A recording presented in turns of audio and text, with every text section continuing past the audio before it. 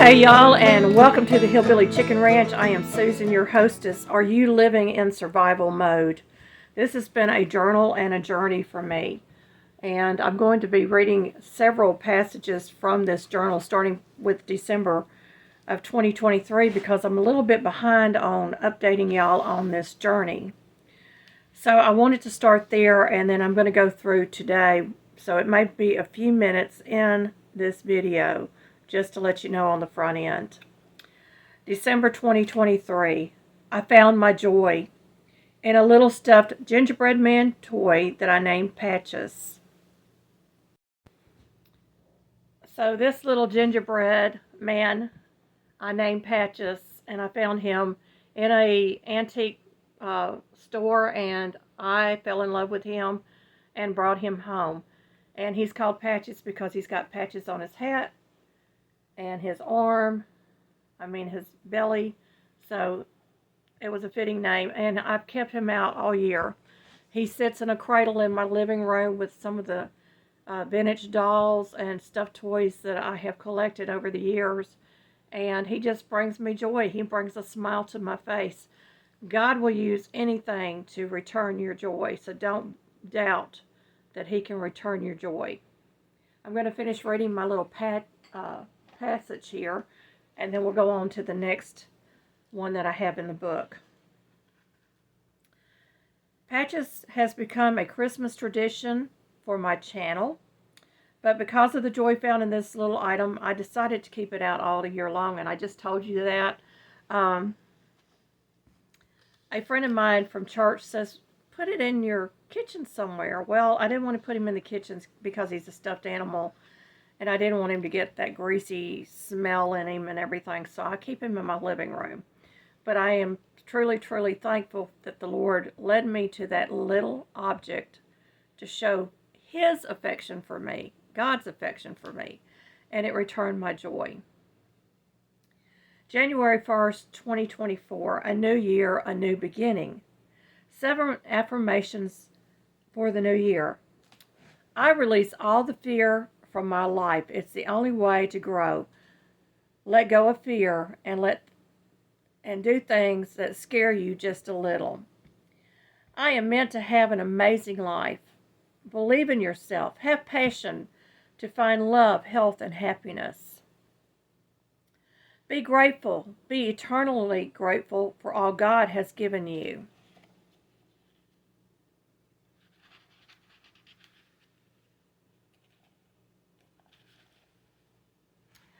Be in control of your life. You can't control everything or anyone, but you can control how you react to any situation. Practice self-control. Love yourself. Struggling with anxiety, depression, or self-pity steals your joy. You were created to be loved. Choose peace. Don't let others steal your peace. True peace comes from knowing Jesus. Seek him. Nothing can replace me because I am unique. I have special gifts and talents that no one else can have. It was created in me by my Heavenly Father. January 3rd, 2024. Are you living in survival mode? Today, I am free of trauma of my past that has held me prisoner to self. Today, I feel happiness and joy. Today, I feel love and know that I am loved. January 6, 2024. Today, I found my passion again. I was listening to a testimony of a Messianic rabbi on Instagram. He said he was taught all his life that Jesus was not Jewish, nor had anything to do with Jews. He kept having people tell him, you should go to Israel. He was not a practicing Jew, even though his mother was Orthodox Jew. He was engaged to be married.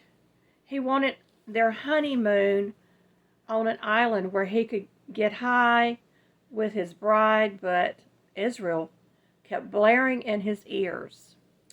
He told his bride about it, and she said, "Well, let's go to Israel."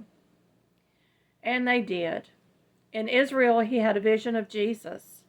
He said he was so bright with light, I had to shield my eyes. Then he came at me and held me with his claws. He said he loved me. Both the rabbi and his wife were saved in Israel. This Messianic Jewish rabbi said simply, Jesus was born a Jew. Jesus was raised a Jew by Jewish parents. He was a Jewish man. He died a Jew. Jesus was buried a Jew. Jesus rose from the grave a Jew. And he's coming again as a Jew. Then the rabbi shared his powerful vision of Jesus that happened when he was a young man. He was instantly changed and saved and never looked back at his old life. There was more that he said.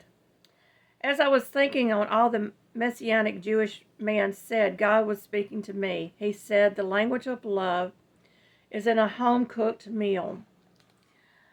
It finally dawned on me that my simple daily tasks were done in love for my family. You know, we've all been fed lies, the lies given to us in grocery stores by food manufacturers for mass food production to feed the hungry and willing worldwide people. This has gone on for a long, long time. Fast food has replaced moms or dads in the kitchen cooking up real food for the family meals. We have been fed and programmed to accept this. We accept fake foods, unhealthy sugars, artificial flavors, artificial colors, genetically modified foods, and now even lab-grown foods are hitting our grocery shelves. And it's all making us sick. It is causing all sorts of health problems, autoimmune diseases, cancer, and even early death. Let that sink in. It dawned on me that cooking is indeed the language of love, because moms and dads all want the best for their children. They want to feed their family only good, wholesome, organic, healthy meals. So baking a loaf of bread, getting up early to cook breakfast, to fill lunch bags is done in action, is love in action. Love is an action verb. It means a deep caring for someone other than self. Today I found my passion again for life. Two simple things that I know for sure.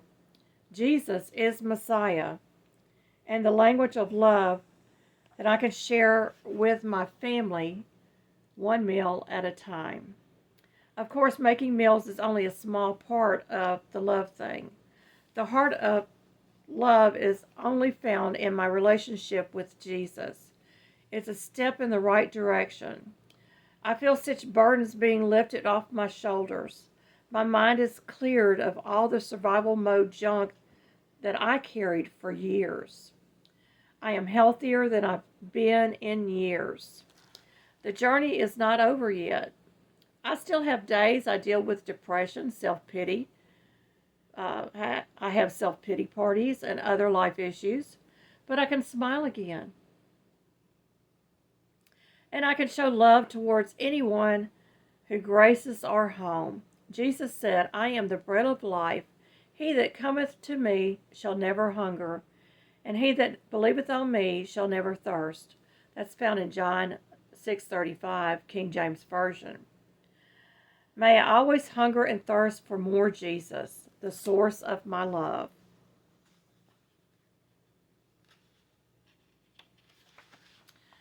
Joel 2:22 through 26 says, Be not afraid, ye beasts of the field, for the pastures of the wilderness do spring, and the tree beareth her fruit, and the fig tree and the vine do yield their strength.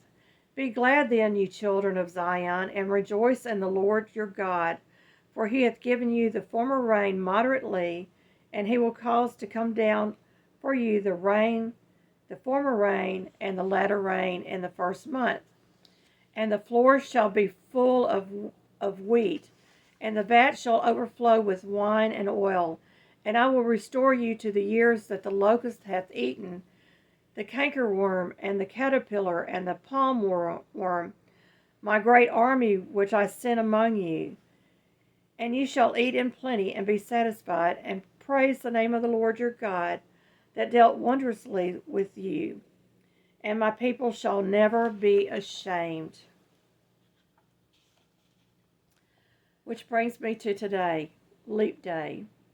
This is Leap Day 2024, February the 29th. Some days are just a busy days. I feel like you don't get anything accomplished.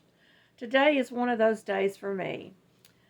A morning full of phone calls and phone interruptions, and before I knew it, it was 10:30 and I hadn't even had breakfast yet. So a change of plans for things getting done around the house. But I'm never too busy to stop and pray for a friend that's in need, or talk to one or both of my daughters. I find that my priorities have shifted focus. I'm no longer dealing with the anxiety and depression. My brain fog has lifted now, for now as well. I do suffer with brain fog. It's part of the autoimmune, and occasionally I do have very severe brain fog and I can't focus on anything. So for right now, God has lifted that from me. So I'm blessed by that. Part of this is because of taking control of my health and well-being, but I also know that God has a big hand in this. I can also say no without feeling guilty. God has restored me to myself again. I enjoy laughter again. My daily chores are no longer burdensome, partly because I am challenging myself in areas of my life that need to be addressed. I'm giving myself a year to regain control of clutter, housework, and getting back into the swing of daily life. I'm looking forward to spring, to getting my hands in the dirt, and for the garden season. I'm actually accomplishing a lot of things these days. So when things start to go off with the proverbial monkey wrench, I deal with those issues. I don't put them off. Then I quickly begin the task for my day. Some may get pushed back a day. That's okay. When my children were young, my house duties, like cleaning, was done at their bedtime. When they were going to bed, I would start cleaning the house so that I could be present with them in their daily activities. And now I look forward to phone calls from them and them telling me about their day. And I hope that continues with my grandsons someday as well. You put priorities in place, and my children were the number one priority. And that's why I could do my cleaning at night, and I could focus on them and their activities during the day and be present, be a present mother for them. Becoming a senior citizen means slowing down a bit, aches and pains, falls and recoveries, but it doesn't mean I stopped living. Every day is a gift from God. I choose to make the most of it. So Leap Day, you cannot hold me down, hold me back, or discourage me. We have an extra day to either have a bad day or a good day. I'm choosing and working towards a good day. Psalms 118:24 says, "This is the day which the Lord hath made. We will rejoice and be glad in it." And I'm going to close that out with that. Thank you, friends, for being a part of this journey. If you're interested, I will post a link to all of the Are You Living in Survival Mode in the description box below this video. This has been a wonderful journey for me. God has brought me out of so many things that I cannot even begin to tell you. This book is an Amish wisdom book. It has little sayings at the bottom of the pages. One of them says, "You cannot do everything at once, but you can do something at once." So get up off the couch and do something. If you're watching TV, get up during those commercial times, those 5 minutes of commercials, and do something. Find something to do with your hands, because the more we do with our hands, the more we get accomplished. If you want to place in the sun, you will have to expect some blisters. Yes, don't be afraid to get blisters on your hands by scrubbing and cleaning or working hard. Things that we take for granted. A great deal of what we see depends on what we are looking for. When you're in that depressed mode and that survival mode, you don't think clearly. So you need to be looking for the right things. Kindness, when given away, keeps coming back. So be kind, folks. Let's see. Learning is far more valuable than education. Yes, we can be educated and not have learned in the school of hard knocks. There's book knowledge and there's street knowledge. Live each short hour with God, and the long years will take care of themselves. That is absolutely true. God with us. He's with us, present in our lives. He is an active God in our lives. That's why he's so different from the other gods. The more you know you don't know. You can never stop learning. I'm still learning. I'm 61, fixed to be 62, folks. I'm still learning. Lying in bed dreaming never got the work done. So you can daydream a little bit, but when it's time to do the work, get up out of that bed and do the work. Money talks, but it doesn't say when it's coming back. We can spend money so easily. It is better to be a thrifty spender. Thank you, folks, for watching, and may you be